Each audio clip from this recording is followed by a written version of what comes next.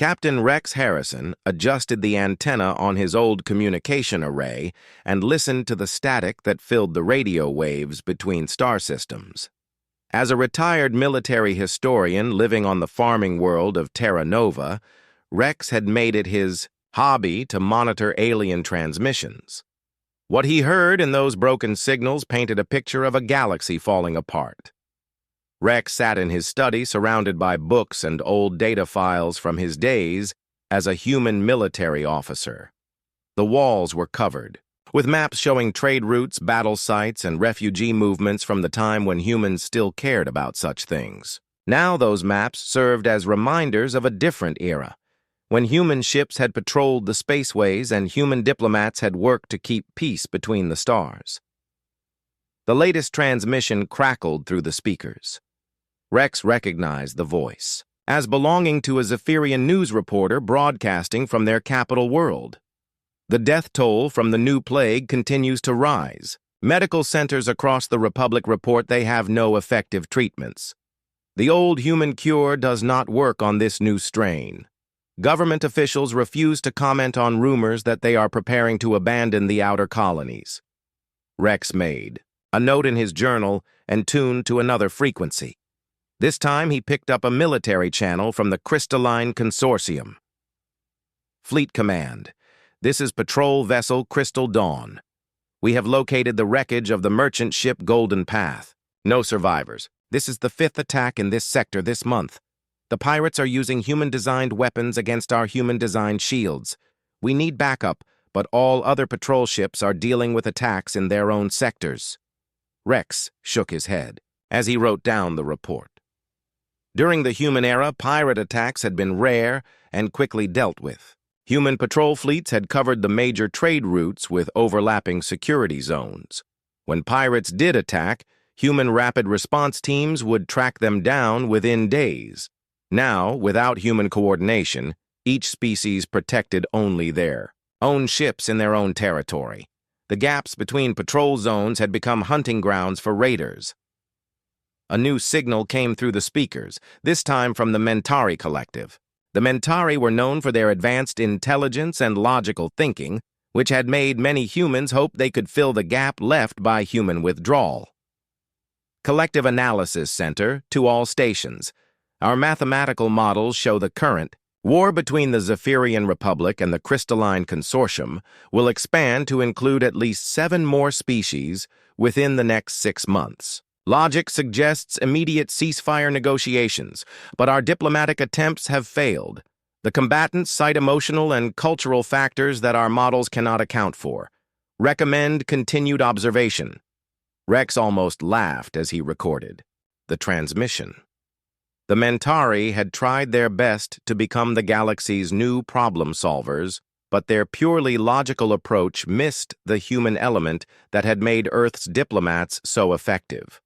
Humans understood that people did not always make logical choices, especially during wars. Fear, pride, and anger could not be calculated with mathematics. Rex switched to an emergency channel and heard a desperate plea from a medical station, orbiting the planet Sanctuary. The voice belonged to Nurse Kalathan, an alien who had worked alongside human medical teams for decades before the withdrawal. This is Sanctuary Medical calling any available ships. Our main power generator has failed, and our backup units are not designed for long-term use. We have 300 patients, including 60 children, who will die if we cannot restore full power within the next week. We need engineers familiar with human design systems.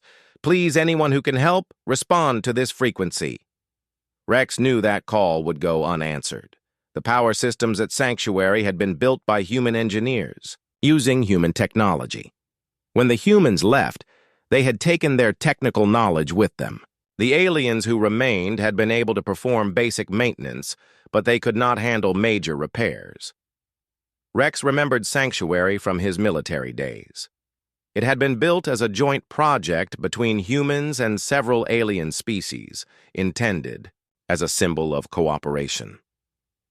The medical center had treated patients from dozens of different worlds, and human doctors had trained alien medical staff in the latest techniques.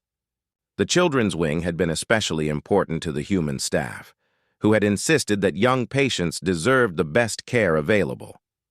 Now that symbol of cooperation was dying along with its patients. Rex tuned to another frequency and heard a report from a refugee ship fleeing the war zones. "We have been traveling for 47 days. Our food supplies are running low and our engines need repair. We have requested permission to land at 14 different worlds. All have refused us. They say they cannot support more refugees. Our children are getting sick and we have no medicine. If anyone receives this message, please help us." During the human era, refugee crises had been handled by the Human Relief Corps, a volunteer organization that had maintained ships and supplies specifically for emergency situations. When war or disaster displaced civilian populations, human ships would arrive within days to provide food, medicine, and transportation to safe areas. The Human Relief Corps had saved millions of lives over the decades. Now refugees drifted through space in broken ships, hoping someone would take pity on them. Rex stood up and walked to his window, looking out at the peaceful farms of Terra Nova. The contrast between human space and the chaos beyond their borders was striking. While the galaxy burned, human colonies thrived. Terra Nova produced more food than ever before, using advanced farming techniques developed during the years of isolation. The colonists were healthy, educated, and safe. Dr. Amy Peterson, the colony's lead xenobiologist, often visited Rex to discuss her research. Amy had once studied alien diseases and worked to develop treatments that could help multiple species. Now she focused on Earth crops and livestock, finding ways to improve yields and nutrition for human settlements. "Sometimes I feel guilty," Amy had told Rex during her last visit. "I could be out there helping sick aliens, but instead I'm here, making sure our corn grows taller." Rex had understood her feelings. Many humans struggled with the knowledge that they possessed skills and knowledge that could save lives beyond their borders. But Rex also remembered the years of thankless service, the constant criticism, and the final insult that had driven humanity to withdraw. "We tried to help for 2 centuries, Rex had reminded Amy. "They made it clear they didn't want our help, at least not the way we could give it. We can't save people who don't want to be saved." Now, as Rex listened to the galaxy's suffering through his radio equipment, he wondered if the aliens finally understood what they had lost. The Galactic Council had fractured into competing groups within a decade of human withdrawal. Species that had worked together for centuries now viewed each other with suspicion. Trade agreements fell apart without human mediators to find compromise solutions. The Korvaxi had tried to become the galaxy's new peacekeepers, but their rigid honor code made them terrible at negotiation. When the Korvaxi declared something dishonorable, they would not bend their position even if millions of lives hung in the balance. Their attempts at peacekeeping had often made conflicts worse. Rex picked up another transmission from a Korvaxi military channel. "Honor Guard Fleet Command, the Zephyrians have broken the ceasefire by attacking civilian targets. Honor demands immediate retaliation against their capital world. Civilian casualties are acceptable as long as military objectives are achieved." Rex shook his head. Human peacekeepers had understood that honor and revenge were luxuries that diplomats could not afford. Sometimes the right thing to do was the dishonorable thing, if it saved innocent lives. The radio crackled with a new transmission, this one from deep space. The signal was weak and full of static, but Rex could make out enough words to understand. The message: "Any ship receiving this transmission, please help us. This is the passenger liner Starlight Express. We are carrying evacuees from the Omega Colony disaster. Our medical bay is full of plague victims and our doctor died yesterday. We have families with small children. The nearest world with medical facilities is 47 days away at our current speed. We don't think we can make it." Rex turned off the radio and sat in silence. 47 days was too long for plague victims to survive without proper treatment. Those families would likely die in the cold emptiness of space, far from their homes, and far from any help. During the human era, medical ships would have intercepted the Starlight Express within hours. Human doctors would have boarded the ship and set up treatment facilities using portable equipment. The passengers would have been transferred to proper medical stations and given the best care available. Now they would die alone. Rex looked at his maps again, studying the locations marked with symbols for human colonies, research stations, and military bases. All of those markers were inside human space, protected by the barriers that kept the alien galaxy at a safe distance. Humanity had built a paradise for themselves, free from the endless conflicts and problems that plagued their former neighbors. But Rex knew that paradise had come at a price. Somewhere out there, children were dying of diseases that human doctors could cure. Families were being torn apart by wars that human diplomats could stop. Entire. Dr. Ben Rogers stepped off the transport ship at Admiral Thompson's border station and immediately noticed the crowded conditions. Alien refugees filled every available space, sleeping in corridors and waiting areas while human medical teams worked around the clock to treat their injuries and illnesses. The sight brought back memories of similar scenes from decades past, when human relief efforts had been a common sight throughout the galaxy. Ben had aged considerably during humanity's 40 years of isolation. His hair had turned white, and his face showed the lines of a man who had spent years thinking about difficult decisions. As Earth's former ambassador to the Mentari Collective, Ben understood alien politics better than almost any living human. Now, President Martinez had sent him to determine whether humanity should break its long silence. Admiral Thompson met Ben at the airlock, her expression mixing relief and concern. "Dr. Rogers, thank you for coming. The situation has become more complex since our last report to Earth." Ben followed Kate through the station corridors, stepping carefully around alien families huddled against the walls. Children from half a dozen species looked up at him with curious eyes, many of them seeing a human for the first time in their lives. "How many refugees are we housing now?" Ben asked. "Over 3,000? Kate replied. "More ships arrive every day. Our medical bay is treating everything from battle injuries to advanced stages of the new plague strain. Dr. Wright estimates we'll need at least 6 months to develop an effective cure." Ben stopped walking and turned to face Kate. 6 months of keeping 3,000 aliens inside human space? That's not refugee assistance anymore, Admiral. That's permanent settlement. Kate nodded grimly. "I know, sir, but if we send them back out, they'll all be dead within weeks. The plague is spreading faster than anyone expected." They reached the station's command center, where Ben could see the tactical display showing the positions of the alien fleets. The Zephyrian and Crystalline forces had moved closer to human space and were now holding position just outside the barrier. More concerning were the smaller groups of ships arriving daily: merchant vessels, passenger liners, and even some military escort ships, all carrying refugees or requesting assistance. Lieutenant Steve Adams approached with a data tablet containing the latest intelligence reports. "Dr. Rogers, we've been monitoring communications from both fleets. Their commanders are under pressure from their home governments to achieve some kind of victory, but their military situation is hopeless. Both sides have lost too many ships to continue fighting effectively." Ben studied the reports and recognized the pattern. He had seen similar situations during his diplomatic career, wars that had gone on too long, with both sides facing defeat but unable to admit it. In the past, human mediators would have found face-saving solutions that allowed everyone to step back from the brink. "Have either side made specific requests for human intervention?" Ben asked. "Both have, sir," Kate replied. Admiral Corseth of the Zephyrians sent a formal diplomatic note yesterday requesting human mediation under the old Galactic Accords. Commander Nexus of the Crystalline Consortium followed with a similar request 6 hours later. Ben almost smiled at the mention of the Galactic Accords. Those agreements had been written 45 years ago with human input to provide frameworks for resolving conflicts between species.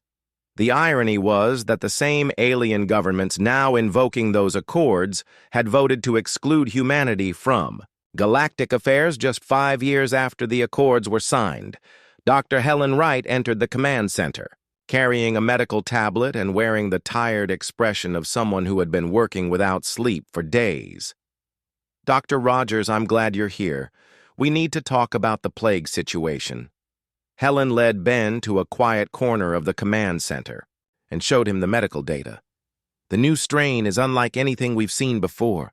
It affects the nervous systems of multiple alien species differently, but it's always fatal without treatment. The worst part is that it's airborne and highly contagious."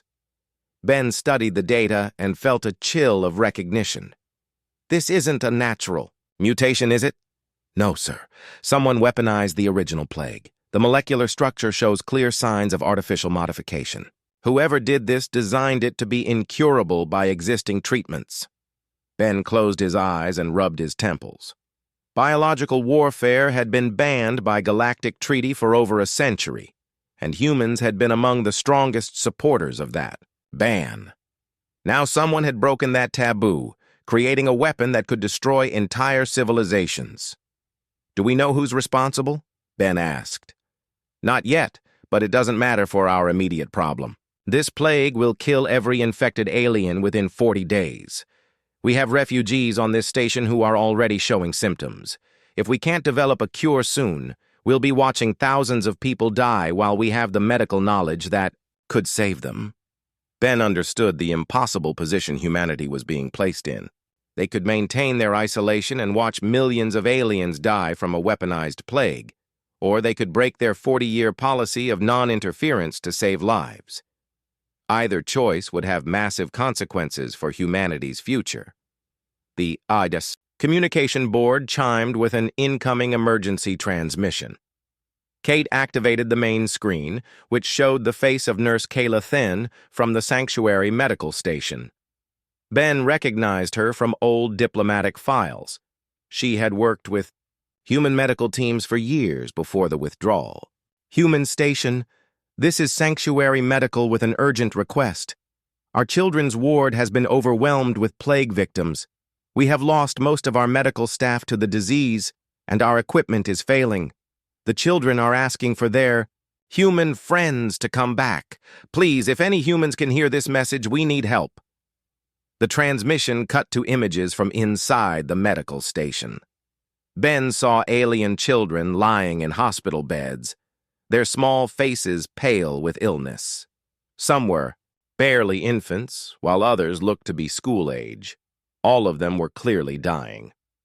Ben had to look away from the screen. During his diplomatic career, he had visited Sanctuary many times and had always been impressed by the cooperation between human and alien medical staff. The children's ward had been a particular source of pride for the human teams, who had insisted on providing the best possible care for young patients. "How long since we lost contact with Sanctuary?" Ben asked. 3 weeks, Kate replied.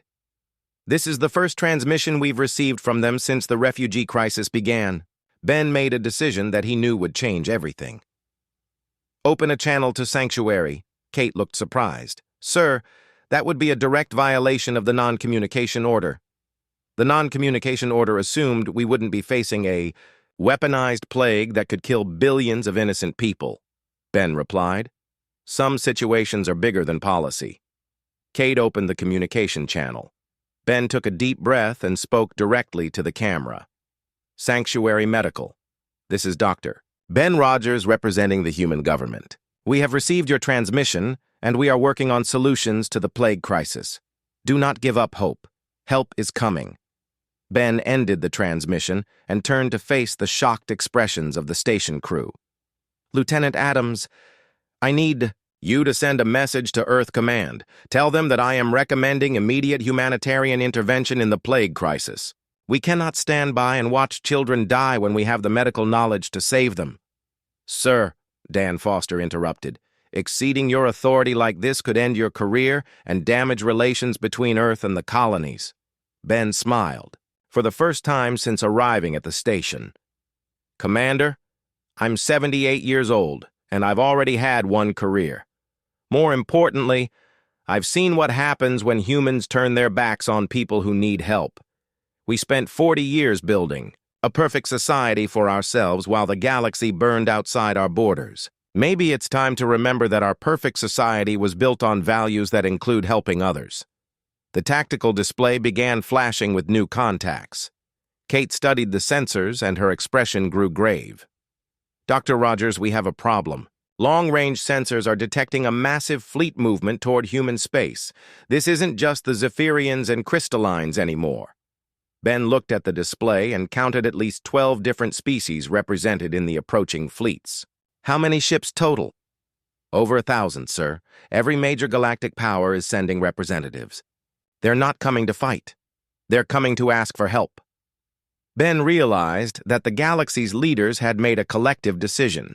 Faced with a plague that could destroy their civilizations, they had put aside their pride and their old complaints. About human methods, they were coming to beg for the help they had once rejected.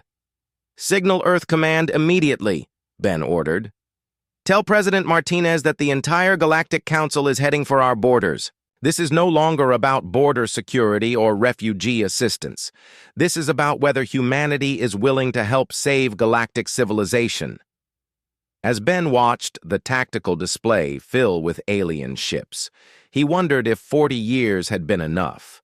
Time for humanity to forgive the insults and ingratitude that had driven them to withdraw. The galaxy was offering them a chance to return to their old role as the species that solved impossible problems and saved lives that others couldn't save. Jake Morrison pressed his face against the cold metal window of the space station. Far below, Earth looked like a blue marble with white clouds dancing across its surface. He had seen this view 1,000 times, but today, it felt different. Today might be the last time he saw his home world for a very long time. The alien ships were coming closer now.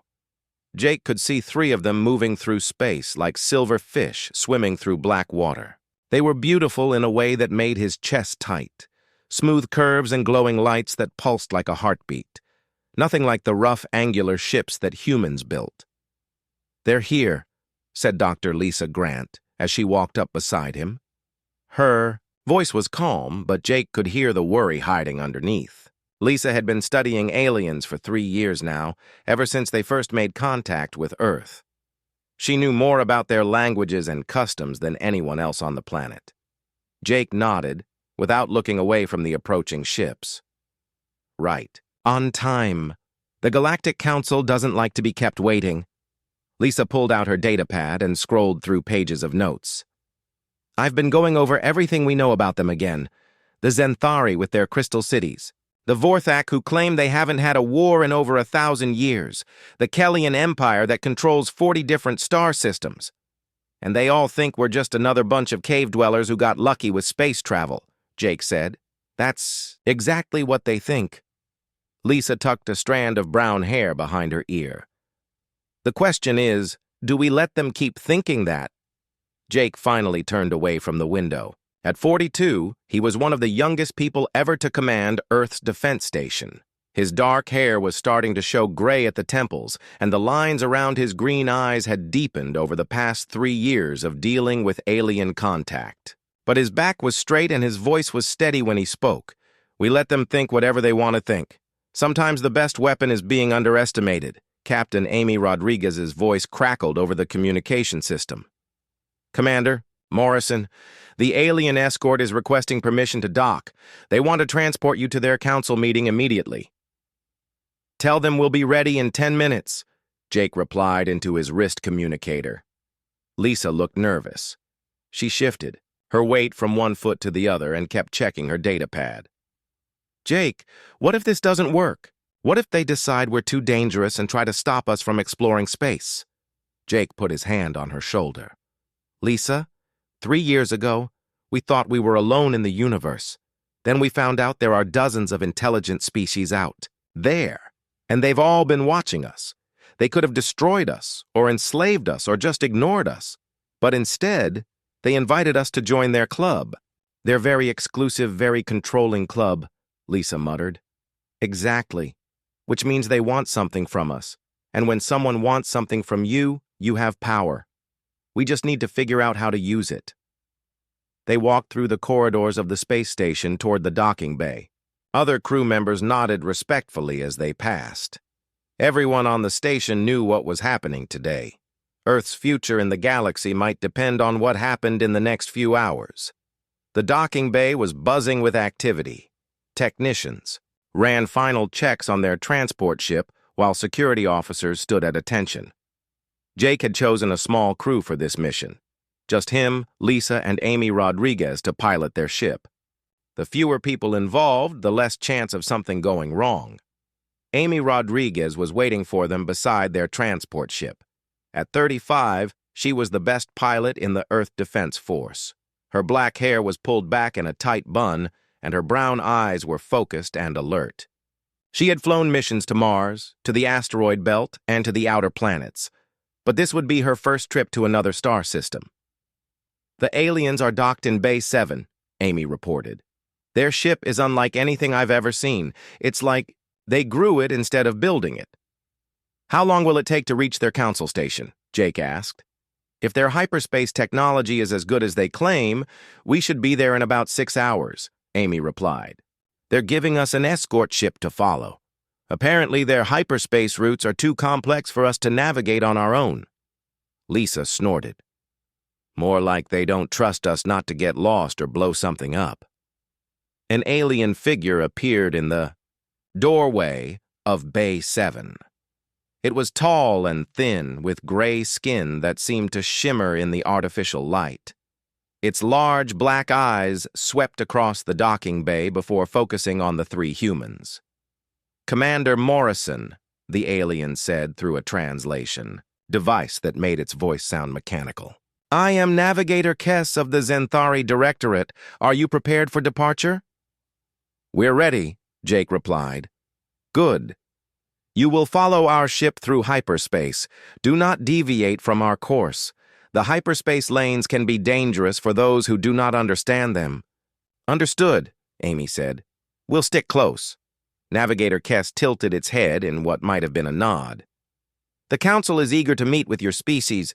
This is a great honor for such a young civilization." "We're honored to be invited," Jake replied, keeping his voice neutral. The alien studied him for a moment longer, then turned and walked back toward its ship. Jake watched it go, noting the way it moved, smooth and graceful, but also somehow mechanical, like it had forgotten how to move naturally.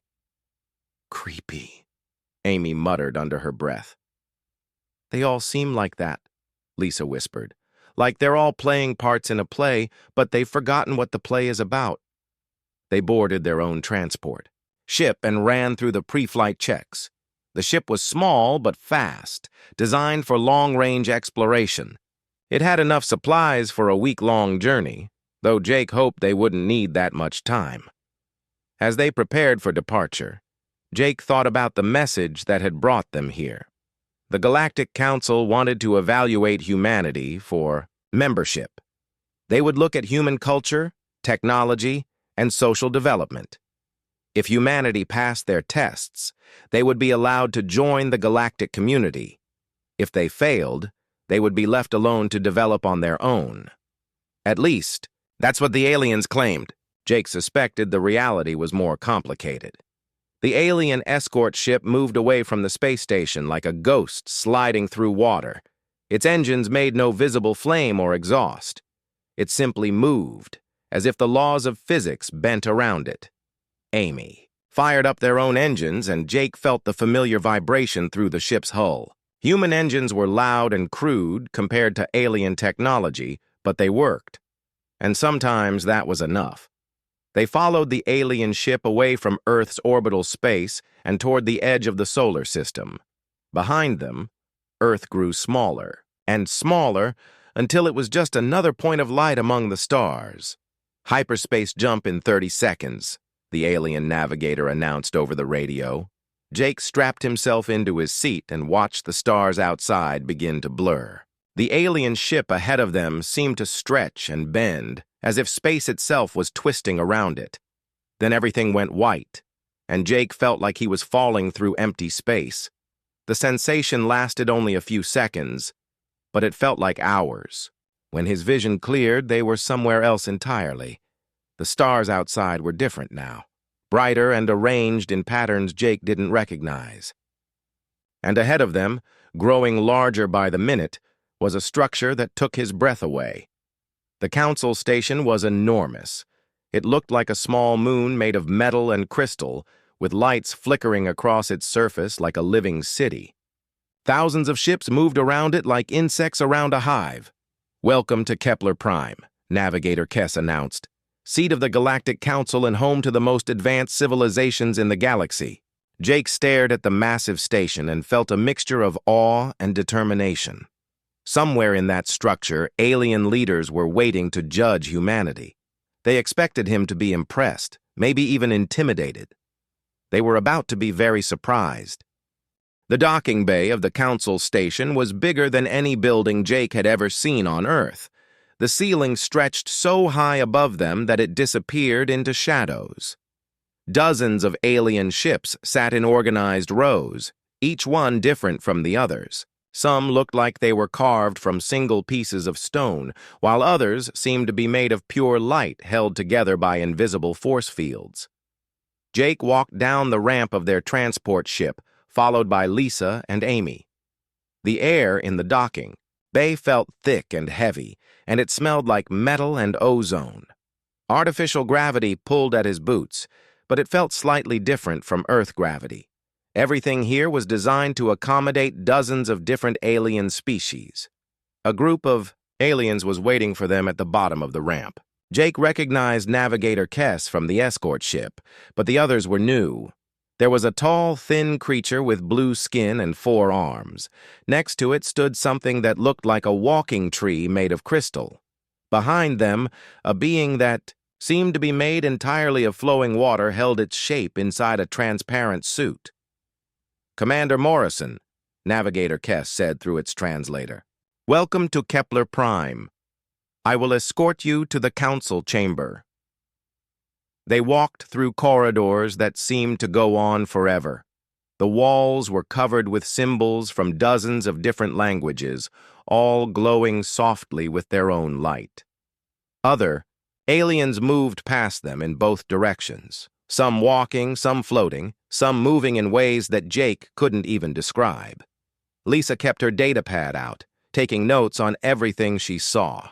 She had trained herself to notice details that might be important later, the way different species moved, the sounds they made when they talked to each other, the technology they carried.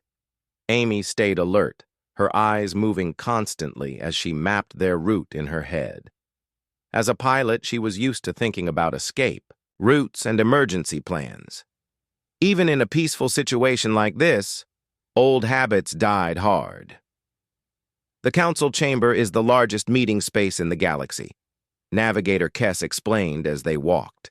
It can hold representatives from all member species at the same time. Today, 37 different civilizations will be present for your evaluation. "Evaluation?" Jake repeated. "That's an interesting word choice." Navigator Kess turned its large black eyes toward him. "Is there something wrong with the translation?" "No, the translation is fine. I just find it interesting that you see this as an evaluation rather than a meeting between equals." "Commander Morrison," Navigator Kess said carefully, "your species has existed for only a few million years.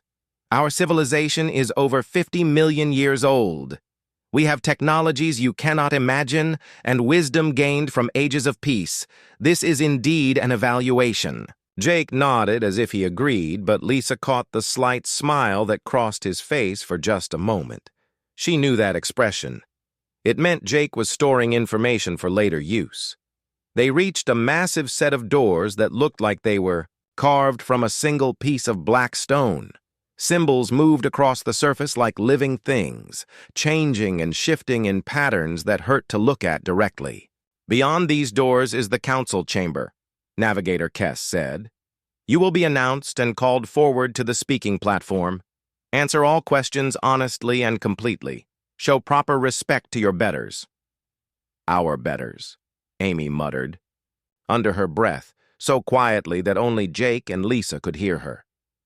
The doors opened without making a sound. The council chamber spread out before them like the inside of a massive bowl. Thousands of seats rose in tiers around a central platform, and every seat was filled with an alien being. The diversity was overwhelming.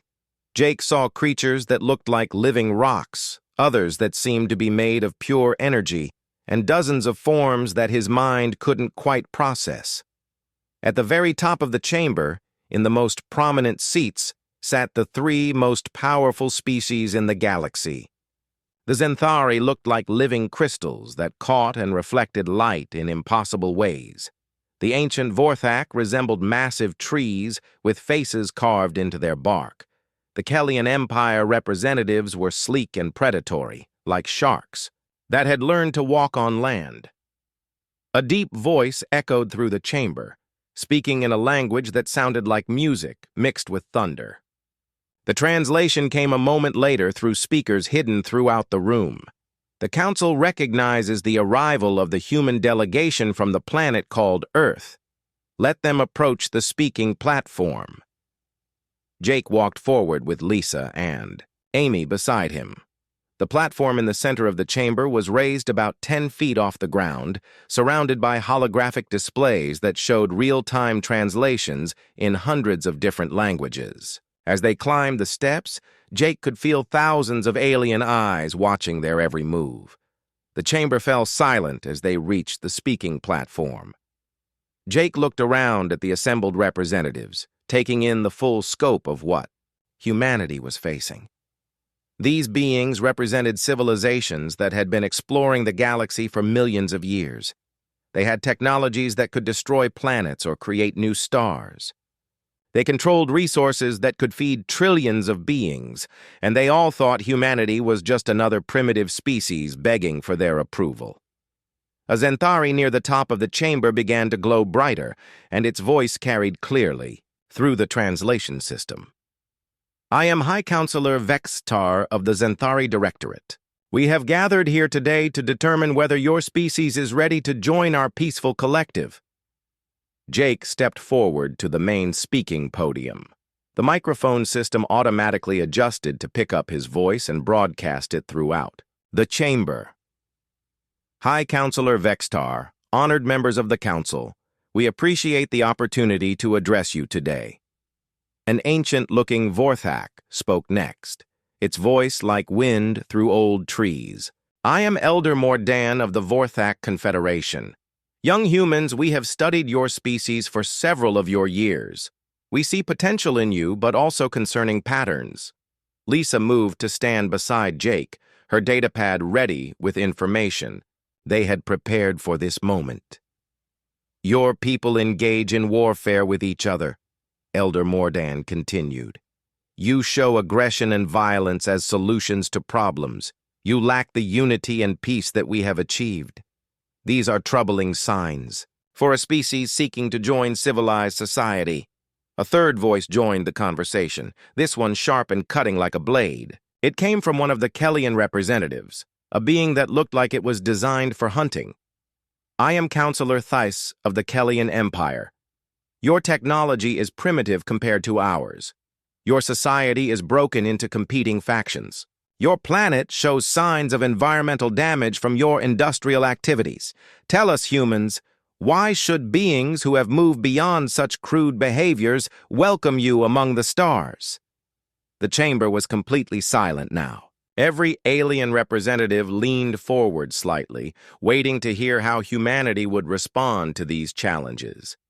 They expected apologies, promises to change, pledges to abandon human nature in favor of alien wisdom. Jake looked around the chamber one more time. He saw the confident expressions on alien faces, the way they sat back in their chairs like judges who had already made up their minds. They thought they knew exactly how this conversation would go. He stepped closer to the microphone, his voice calm and clear. No. The single word hit the chamber like a physical force. Alien voices erupted in confusion as translation systems struggled to make sense of such a simple response that seemed to make no sense at all. Representatives turned to each other, checking their equipment, certain that something had gone wrong. With the translation, High Counselor Vexitar's crystal form flickered and dimmed. "I am sorry, but there seems to be an error in our translation systems. Could you please repeat your response?" Jake looked directly at the High Counselor, his voice even clearer this time. "I said no." The confusion in the chamber grew louder. Dozens of different alien languages filled the air as representatives tried to understand what had just happened. Several council members stood up from their seats, their various forms of communication creating a cacophony that the translation systems couldn't keep up with. Elder Mordan raised one of his branch-like arms, and the chamber gradually fell quiet. His ancient voice carried a note of disbelief. "Young human, perhaps you do not understand the nature of this gathering. This is not a negotiation where you can simply refuse our questions. This is an evaluation of your species' readiness to join galactic civilization." Jake's response was even simpler than before. "I understand perfectly, and I'm still saying no." Lisa stepped forward, her voice steady and confident. "Honored council members, we appreciate your interest in humanity. We really do. But we're not here to beg for your approval or to promise that we'll change everything about ourselves to fit your expectations." Amy moved to stand on Jake's other side, her military bearing obvious even to alien observers. "We're here because you invited us. But that doesn't mean we have to accept whatever terms you want to offer." Counselor Theis's predatory form coiled with what looked like anger. "Your species is barely capable of interstellar travel. You have been in space for less than a century. How can you dare to refuse the wisdom of civilizations that have existed for millions of years?"